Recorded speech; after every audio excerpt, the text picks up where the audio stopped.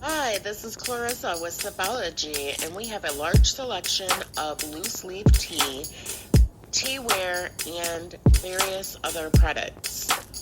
Come check us out on Facebook at Rissa Tea Party. That's Rissa Tea Party. RISSATEAPARTEA. See you there.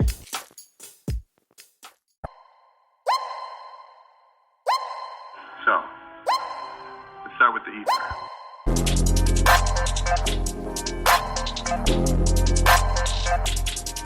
You're listening to the E.I.T.H.R podcast with detail.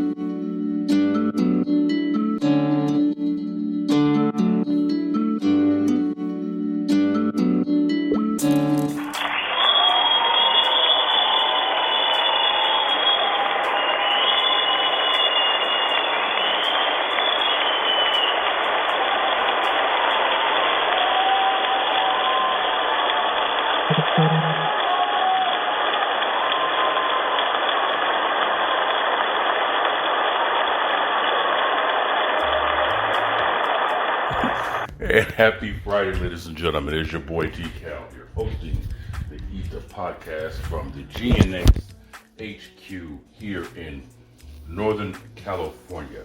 I would like to say that Halloween is literally right around the corner, and we are 3/4 done with the year 2022, or we should say 2019 plus 3, because, shit's still going on.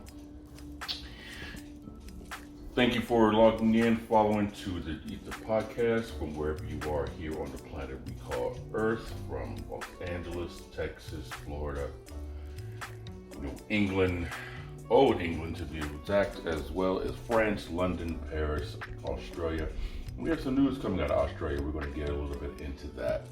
Anyone who is new to the E.I.T.H.R podcast is the acronym which stands for the elephant in the room, where we discuss certain topics that may not be easy to digest amongst your peers, or sometimes maybe even taboo. And what I do is my best to address these certain issues, topics, and concerns from a non-biased perspective. That way both sides kind of get an equally view on how it is.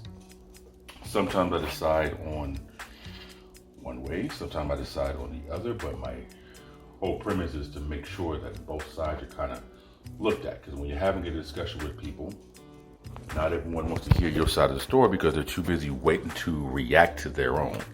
And in this world, if you don't agree with somebody, you're automatically wrong, even if the information that they have is incorrect. So that's what we're going to do here, okay? So what I like to do is start off the podcast each and every single time with a shout out. And this shout out is going to go to everybody who's been putting up with this bull crap ass weather we've been having all year. It seems instead of 3 to 4 months of summer, we've got 10 months of it. We're going to have 2 weeks of fall, and then we're going to have another 3 or 4 months of winter. So for everybody out there right now, it's the end of summertime, about to be a little bit of fall, getting into winter. I suggest you guys check your tires, check your windshield wiper fluid, check all that fun stuff, because once the rain starts to fall from the sky, people tend to think that it's liquid sun rays, and they can drive the same as they do on the road and cause a lot of accidents. Last night I was out and saw a 4-car accident in a residential area. Listen, if you know your reflexes are slow, stay your ass off your cell phone. Okay, I don't care if you have a mount on your dashboard. If you have to take your eyes off of it, just mute it, just silence it, just wait to it. Okay, it's just extremely important. Okay, is you guys kind of get everything prepared right now because the change in the weather is about to happen in the next few weeks. If you stay ready, you ain't got to get ready. Okay? So I just want to go ahead and give a shout out to everybody right there who's been putting up with this hot ass drought we've had all year. I feel that we're probably going to start getting a monsoon soon. So pack your bag and get ready for the ride. Next thing I want to do is, anyone who's familiar with the podcast, is I want to go ahead and start with some inspiration and motivation. Okay? I feel that every episode that I do, I have to make sure that I do this because there's enough negative bullshit going on in the world as it is. Negative energy is twice as strong as positive energy, which is the reason why you have to hear positivity twice as much as you do negativity. Everybody knows that when you hear something negative about yourself, you tend to believe that quicker and more often than you do about the encouraging positive stuff about yourself. So it's very, very important that your self-esteem, which is a little bit different than your confidence, is continuously reinforced, reassured, and recharged whenever possible. So listen, if you are doing something the best at your ability, you are doing something the best that you can and the best that you know how to, and it's still not good enough for some people, fuck them. Listen, the best you can do, ladies and gentlemen, is the best that you can do. Okay? If your best is not good enough for somebody, that should either encourage you to work on doing better, or understand that the people that are judging you or have these high expectations of you, maybe they just don't love you. Maybe they just are trying to break you to either encourage you, which is a small possibility, or they're doing this thing because they're trying to break you to get rid of you because they're miserable themselves. So listen, if you cannot meet the expectations of those who do not have to go through what you are going through, those people do not matter. Your mental well-being is just as equivalent as your physical well-being. Okay? So don't worry about breaking yourself for someone who doesn't give a shit about you anyway. Because even if you accomplish the goal that they so set for you that they knew were going to be very difficult for you to achieve, it still ain't going to be good enough. Most likely, again, these people had expectations that they didn't meet, so they're just projecting that onto you. So we're going to get straight into this podcast right after this small break. Shout out from people. So stay right tuned. And we're going to get into the nitty gritty, as they say in the hood. All right, be right back. What up, though? This is La Cabrona Más Chingona from Kansas City, and you're listening to the E.I.T.H.R podcast with my boy, D-Cal. Yo. Sit yo stankin' ass down and tune into the E.I.T.H.R podcast. My daddy D-Cal is talking. Bitch. Okay. Now, here at the E.I.T.H.R podcast, we like to have a little bit of fun, but then we also like to address some issues that might be a little hard to tackle.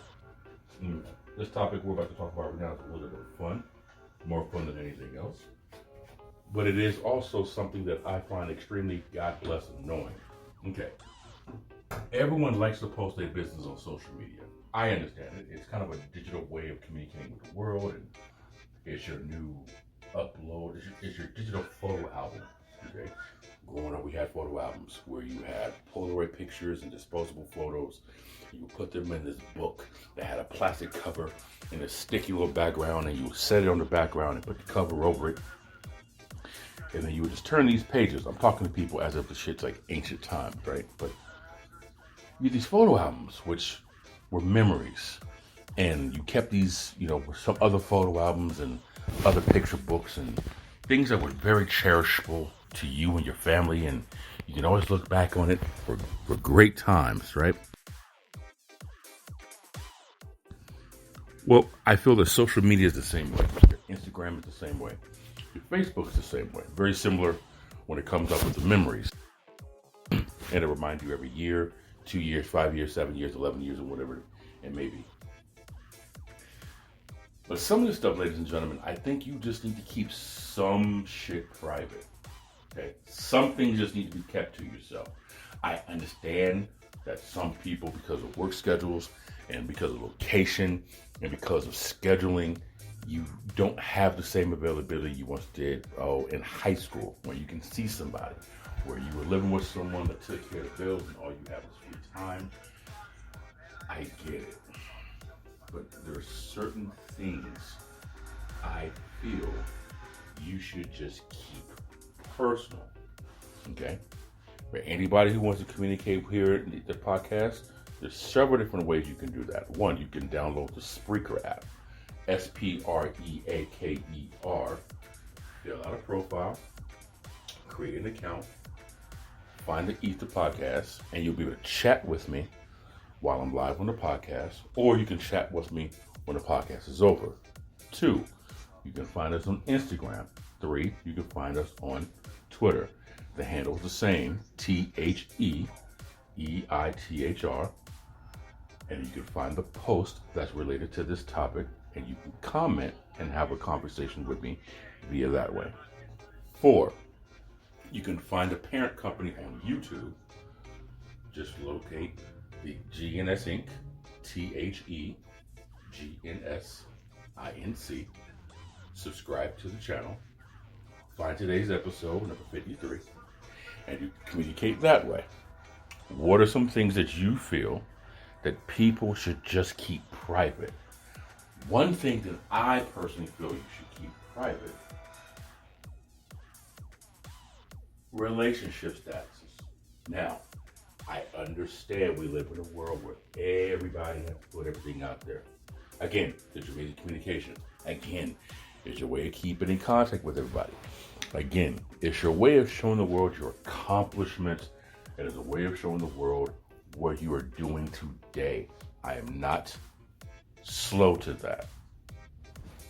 But I do feel when you are in your 4th relationship in 2 months, and number 3 and number 4 is the one, you cannot get upset when people are giving you advice or suggestions how to maintain your relationship. That's just me. I feel that if you're putting your business into the street, you are giving the street right to tell you about your business. Now, there are limits, there are restrictions. I get that part. But you can't sit back and say, I'm having the worst day of my fucking life. And then when someone asks you about your day, you sit back and tell them, I don't want to talk about it. Mind your business. Because the flip side of that, right? If you put your business in the street and no one gives a shit and responds to it, you're now upset because nobody cares. Which one is it? I just think and feel the less shit you put out to the world, the more you ain't got to explain anything to anybody. Right? Now there's a certain thing. You're looking to sell a car. You put out social media, I'm selling my car, anybody interested? Of course, because it's a way to get the word out. And the way my brain operates, I use my social media to get the word out. Now, I may have a group of people who I might vent to or communicate with, but I got private messenger for that. I have inboxes for that. I think, feel, and believe, and this is just my perspective, if I'm putting out into the world, oh my God, I just can't keep a relationship going, I can't find the right person, and everybody has a say-so about my situation, where do I have the ground to stand on to tell people, stay out of my fucking business, this doesn't concern you? Well, look, for the past 2 months, you put all your personal business on social media. I feel like I'm a part of it. I feel like I'm involved, invested. I have a right. This is where people get involved in situations that they really shouldn't have to be involved in situations because you're putting us there. What are some things? Oh, another thing. And this is me. If you have a relative who has passed away, or a relative who is sick, a grandparent, a parent, don't post their fucking pictures of them in the hospital, sick and heavily medicated. Have some respect for them. Jesus, that's just me. Now, if grandma, grandpa, mama, pawpaw, if they're on social media and they're okay with it, it's still a fine line. But if they're okay with it, they're okay with it. I think some people put, and I've seen this, ladies and gentlemen, someone posts pictures of their grandmother's funeral online. Listen, Granny ain't at her best. She just died. That's not the outfit she picked on. She didn't do her hair. The makeup wasn't how she wanted it, and she looked bloated because of embalming fluid. I don't think she wants her photo of her in that gown, in that hat, with that shade of lipstick, put on the internet. Have some fucking decorum. That's just me. I tend to think people who post pictures of funerals, and I'm not exaggerating, post pictures of the casket at the funeral on their social media, you are in desperate need of attention. And that to me is, I'm not trying to be judgmental. That's borderline mental. How much attention do you need to put a dead person's funeral, open casket ceremony on your social media, looking for support and grieving from your 20-something hundred friends? Listen, out of 2,500 friends, 12 of them will know, and I would inbox them. Or I would put on there, my grandmother's funeral today. You guys wish me luck. Hope I have the strength to make it through the ceremony. That's it. Hell, I might not even put that on social media. I might text somebody, the 12 people who I deal with on a regular basis. That's just me. What are some things that you guys feel should stay personal, should stay private? Do you feel the same as me? Am I fucked up and wrong? Am I over-exaggerating? What's your opinion? We'll be right back on the other side of this.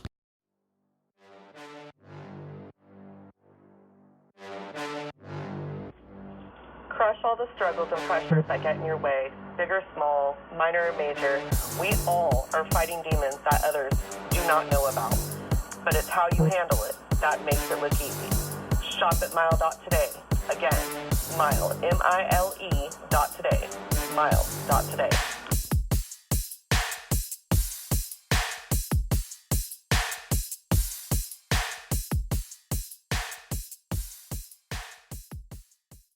This is Henry from New York, and I listen to the E.I.T.H.R podcast with my homie D-Cal. Okay, here back at the E.I.T.H.R podcast. We're going to get into the nitty-gritty of something I had a conversation with here in California, CHP. And for those of you who do not know what CHP stands for, California Highway Patrol. So I'm at a Starbucks one day, and I'm talking to this officer. I happen to ask him this question because I remember in the state of Nevada, I kid you not, and this is going to be another topic on another day, I got a speeding ticket for doing 72 in a 70. It was a 2-lane highway, 1 lane in each direction. I got passed by 2 different vehicles. Officer Kirkland, never will forget his name. Officer Kirkland pulled me over for going 72. He says he clocked me driving the other way. That doesn't make any sense to me. But I'm a California native in the state of Nevada. And I was on Highway 395, which was a direct route from California, Reno section, into Las Vegas, if you're going south on it. So there's a lot of transporting because it's the fastest route to LV, Nevada. So once he told me I was going 72 and a 70, I suggested to him, I got passed by two vehicles. I got passed by two vehicles because I was going too slow. So how am I getting caught for speeding? His response was, and I quote, "Next time, don't be the slowest speedster." Okay, that made no sense to me, but what can I do? So when I spoke to the California Highway Patrol officer sometime after that and said, listen, I understand this is Nevada, I understand this is California, but what's the difference between speed limit, maximum speed? What's the difference between flow of traffic? Like, what's the difference? Because growing up, you used to be able to ask police officers certain questions and they will provide you with answers. And I personally have experienced asking police officers certain questions. And I'm not talking about anything manipulative or trying to find a loophole. It's like, what's the difference between this and this? And from my experience, a lot of police officers won't necessarily give you the answer. And it's also because most police officers don't want you to know the answer, because it's almost as if they don't want you to not commit the crime. Now, are there a lot of police officers like that? Probably not a lot, but there's enough of them who will give you very bare information to the question that you're answering. I remember I asked one cop who had 3 stripes on his shoulder who told me he was rookie. I said, how can you be a rookie when you have 3 stripes on your shoulder? He says, I don't know. Okay, fine. You want to give me any information? The CHP told me this. The difference between speed limit and maximum speed. Speed limit is the suggested speed that you should be going. Maximum speed is the fastest you should go. Now, I know there's somebody listening to the podcast right now saying, no, duh, dumb shit. It just says right there. Well, listen, everyone knows the answer once the question's been answered. Everyone else knew that too. But if you ask somebody before the question was answered, they're either going to give you an inaccurate or they're going to be like, oh, I don't know. So he told me the difference is speed limit is the suggested limit you should go on this highway or this road. Maximum speed is the fastest you're allowed to go. He's also the police officer, CHP officer, who explained to me, and I said this in previous episodes as well, that broke down something that I always knew, but he actually gave it a name. He said, this is where you get officers' spirit of the law, officers' letter of the law. Now, some people will tell you how you handle and how you respond and how you respect the police officer will determine how you get yourself out of a ticket. He concluded that can help. But if you're dealing with a police officer who's 30 years in on the job, who's close to retirement, he don't give a shit about you and your problems. He's heard so many over the decades. He's going to give you, what are you going to do? He's on his way out in 6 months, in 8 months, in 12 months. He's done. He's at the end of his shift, right? Just like you at the end of your shift. It's the last 3 hours. You're about to have a weekend. You don't care about this customer's complaint. You don't care the reason why they're giving the return. The answer is either going to be, no, we can't do it, it's against policy. Or, well, yeah, sure, here. I'm in my 2-week notice. Yeah, sure, here. Cash? You pay cash? No receipt? Yeah, here you go. Here's the cash. No receipt. No problem. There you go. Yeah. Because you don't care, you're at the end. So he says, when it comes to situations like that, it just depends on the officer, him or herself you get. Now, your demeanor, your attitude, your presentation, the way you cooperate, that all can aid, but is not the deciding factor. The type of police officer is the deciding factor. And you also have to take in consideration the kind of day that they're having. Most cases, that shouldn't matter. But the reality, it does. Because someone else once told me when I worked in San Francisco, The bigger asshole you are to the cop, regardless of what you got going on your day, okay, the more of a dick you are to the cop, they're going to be a bigger one. Because now you're giving them reasons to look for something else to give your citation for. So let's say you're going, the speed of traffic, the rate of traffic, the flow of traffic is everyone's going 70, 75. Speed limit 65. But everyone's going 70, 75. Okay, it's the flow of traffic. I'm not going to bother anybody. That's the flow of traffic. He says, if you get a letter of the law, the limit is 65. If you go 66, technically you're speeding. Because even though that's the suggested speed limit, it's suggested by law for a reason. So even though there's a flow of traffic, that gives that officer, for whatever reason, for her or him to pull you over. Doesn't matter. So if you got the slow lane and the fast lane, which I said, now what's the purpose of having a fast lane if the limit is this? He says, flow of traffic. But it's also kind of a setup, because if a cop sees someone that they need to pull over, they can always use that as a reason to pull you over, and in hopes of finding something while they have you pulled upside the road. Crazy, right? That blew my mind that day when he told me this. I was like, wait a minute. So basically it's a loophole to pull people over. So for anybody out there who decides, well, the flow of traffic, everyone's going 75, 80 miles per hour. Yes, they are. But also by definition, everyone is speeding. So if a cop happens to see you and you look like, I was in the state of Oregon, and I'm in the lane, and the lane to my right is merging. It's like an oncoming lane. Like if 5 lanes are merging into 4 lanes.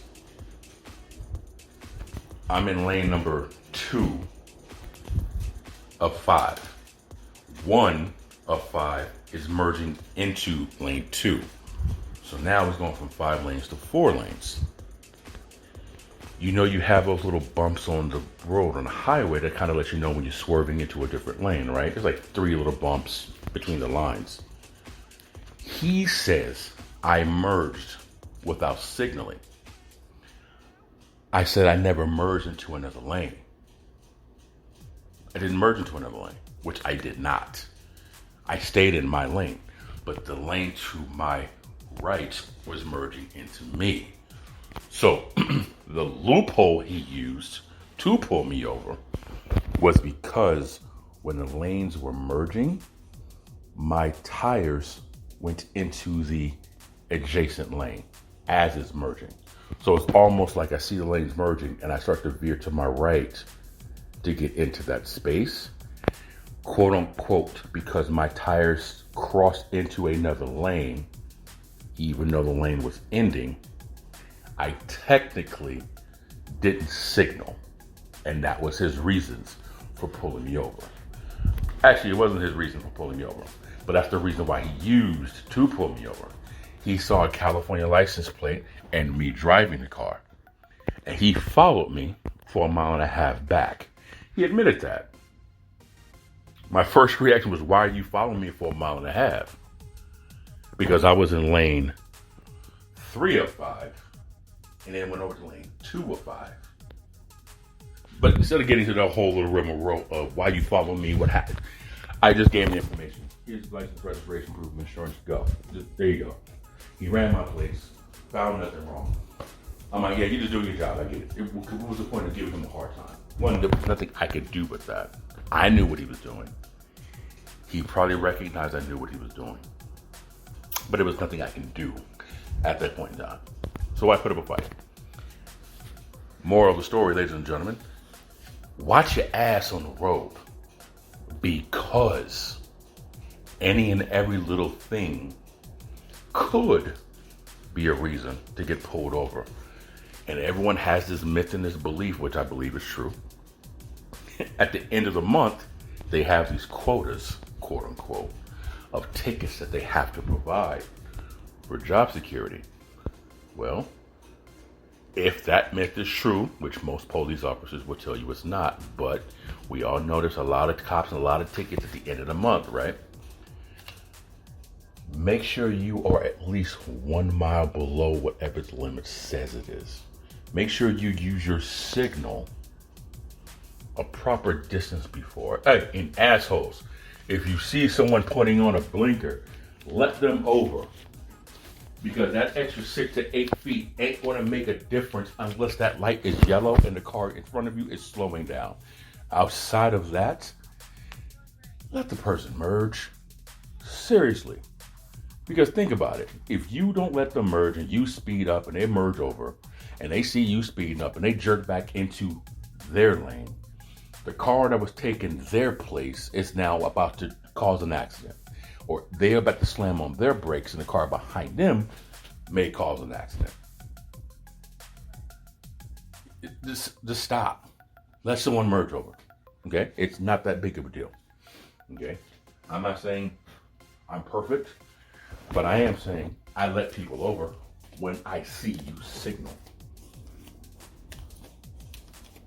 And I don't mean signal either. Merge over to the lane, then put your blinker on. No, put your blinker on.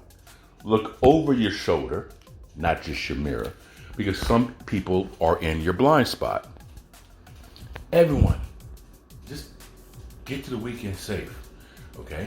We're about to be in Halloween in a couple weeks. Then it's going to be Thanksgiving, and 14 hours later is Christmas, okay? So just do that. Can y'all do that? It'd be greatly appreciated if y'all can do that. Man. The next thing I want to talk about real quick is in Australia. They have come up with this great idea. And let me just go ahead and do this right now for those who don't know.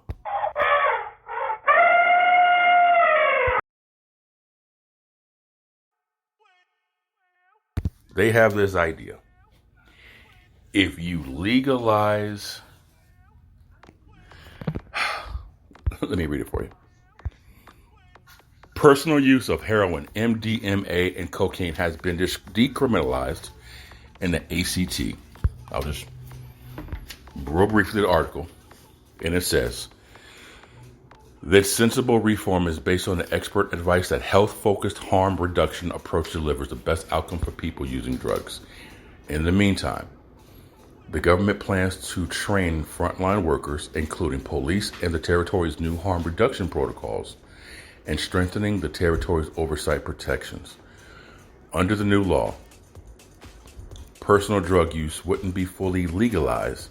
Instead, those caught with small amounts or personal use quantities, averaging just under 2 grams, of the substances covered would be fined, not arrested.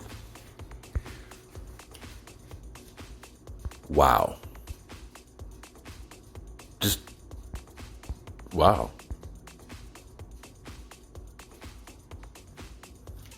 Now, I am not for this. Again, this is in Australia. For anybody who's want to go off on any of the presidents for the last 6 years. This is in Australia. And it's going to take place possibly in 2023. I'm not for this idea. Because what you're doing is you're making it where people will probably go a little bit crazier now because the drugs are legalized. And you're basically saying, hey, here's a syringe. Here's some heroin. Just go right over the table and shoot up. Almost like you're giving a green light for people to be in this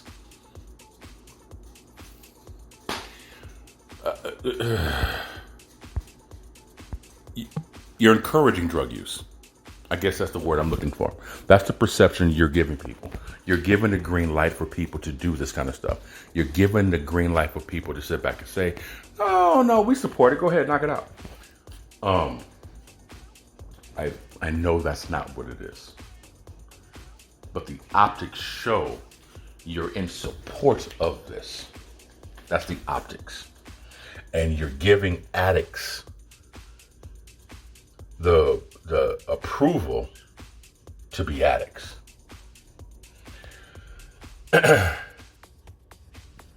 I think, feel, and believe that it's going to cause a lot more of a frenzy for drug addicted individuals to have the belief that they can do what they want because they are now being told they're not going to get in trouble. You're now giving them the understanding, if I get caught with this, I don't have to worry going to jail anymore.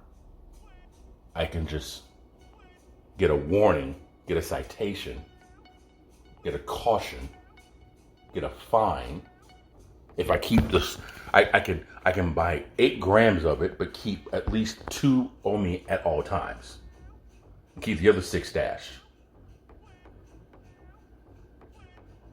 You're going to find a loophole in this.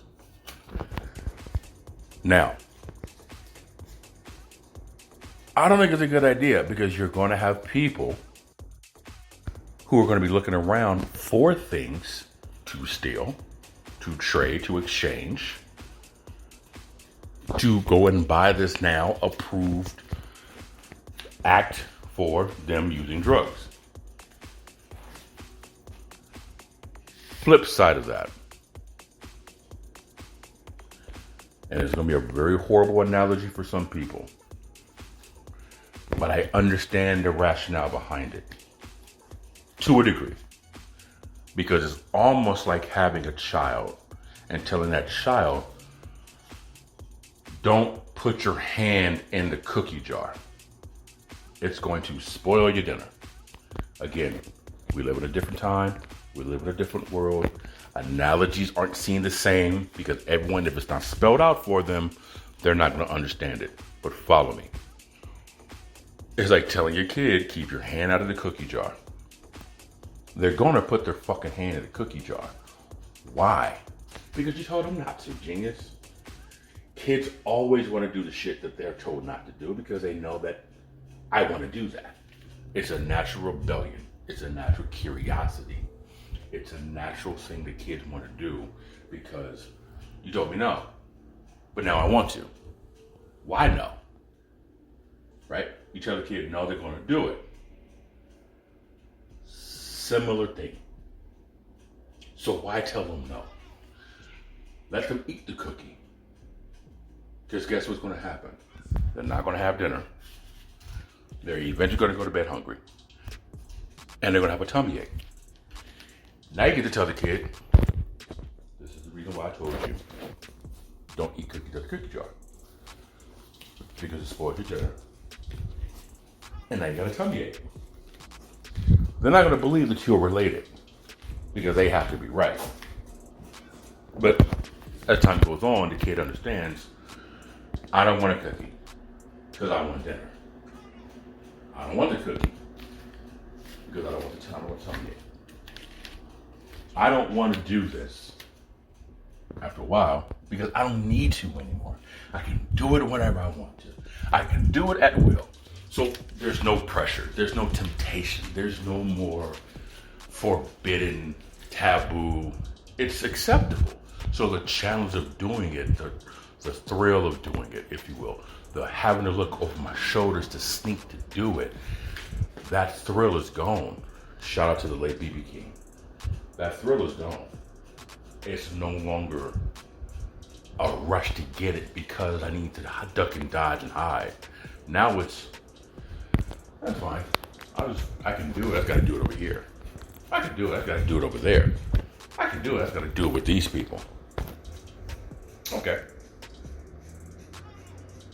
maybe possibly, psychologically, if you give these people a space to do these drugs, quote unquote, under supervision, maybe their habit, their attitude will change. Just like I gave the example with the child. I'm not for this method, but I understand possibly where the method is coming from.